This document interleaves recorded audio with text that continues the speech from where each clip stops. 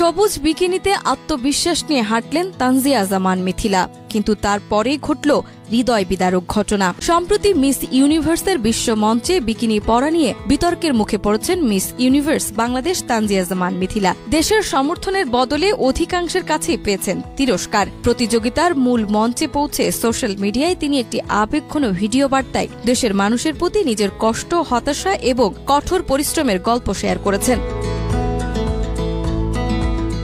ভিডিওতে মিথিলা বলেন, আমাকে অন্য দেশের মানুষ ট্রল করছে, করুক, তাতে আমার কিছুই যায় আসে না, কিন্তু আমার দেশের মানুষ দেখছে আমি কতটা কষ্ট করছি। তাদের এই ধরনের কথা খুবই কষ্টদায়ক। একজন ভালো প্রতিযোগী হিসেবে এত পরিশ্রম, শৃঙ্খলা, সময় মেনে চলা সবকিছু করেও যদি দেশের মানুষ থেকে সম্মান বা সমর্থন না পায়, তা সত্যিই মন খারাপ করে।